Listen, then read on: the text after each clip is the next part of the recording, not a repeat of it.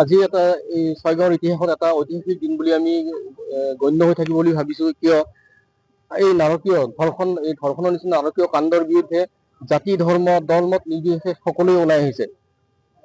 এইটো হ'ল আমাৰ প্ৰথম পদক্ষেপ, বিশ্ব হিন্দু পৰিষদৰ ফালৰ পৰা এয়া প্ৰথম পদক্ষেপ। আৰু এই প্ৰথম পদক্ষেপতে আমি প্ৰতিটো জাতি জনগোষ্ঠী ধৰ্মৰ আমি সঁহাৰি পাইছো।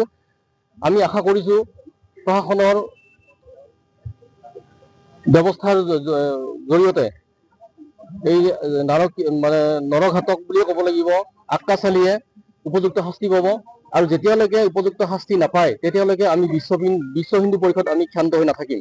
কাৰণ কিয় মাননীয় আপোনালোকে গম পাইছে যে বিশ্ব হিন্দু পৰিষদে এখন শংকামুক্ত ভাৰতবৰ্ষ বিচাৰিছে, বিশ্ব হিন্দু পৰিষদে দুৰ্নীতিমুক্ত ভাৰতবৰ্ষ বিচাৰিছে, বিশ্ব হিন্দু পৰিষদে ভ্ৰষ্টাচাৰ মুক্ত এখন ভাৰতবৰ্ষ বিচাৰিছে।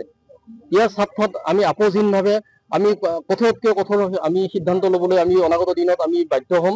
তাৰ কাৰণে আমি সময় থাকোঁতেই আমি এনেধৰণৰ মানসিকতাৰ ব্যক্তিসকলক আমি সকীয়াই দিব বিচাৰিছো।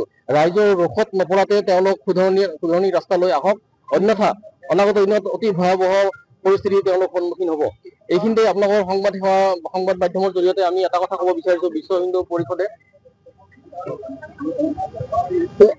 এই আক্কাচালি নৰাধম আক্কাচালি আমাৰ মানৱতাৰ শত্ৰু, আমাৰ সকলোৰে শত্ৰু। এই শত্ৰুৰ যেতিয়ালৈকে উপযুক্ত শাস্তি নহ'ব তেতিয়ালৈকে যদিহে আইনৰ সুৰুঙা বহুত বুলি শুনিছো আমি, এই সুৰুঙাৰে যদি কিবা কথাত এই আক্কাচালি ওলাইও আহে আমি বিশ্ব হিন্দু পৰিষদে তাক আজীৱন আমি মুকলি আকাশৰ তলত আমি নিৰ্ভয়ে ঘূৰা ফুৰা কৰিবলৈ নিদিম। আমাৰ স্পষ্ট কথা।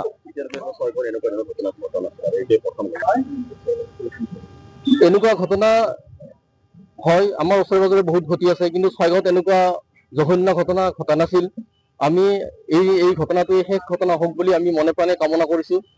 এতিয়া চৰকাৰ বা প্ৰশাসনৰ ক্ষেত্ৰত এটা কথা হৈছে কি যে যেতিয়া তেওঁলোকক খবৰ দিয়া হয়, তেওঁলোকৰ ওচৰ চাপা হয়, তেতিয়াহে তেওঁলোকে কথাটো অৱগত হ'ব পাৰে।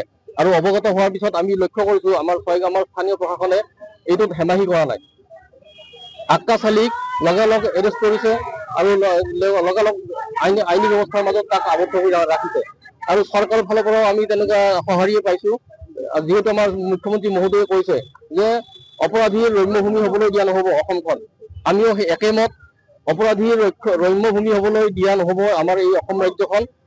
আগতে যি ধৰণে সদ্ভাৱ সম্প্ৰীতিৰ মাজেদি চলি আছিলো, ভৱিষ্যতেও এই সদ্ভাৱ সম্প্ৰীতি ৰক্ষাৰ ক্ষেত্ৰত আমি বিশ্ব হিন্দু পৰিষদে আমি কেতিয়াও কাৰো লগত আমি কেতিয়াও আপোচ নকৰো।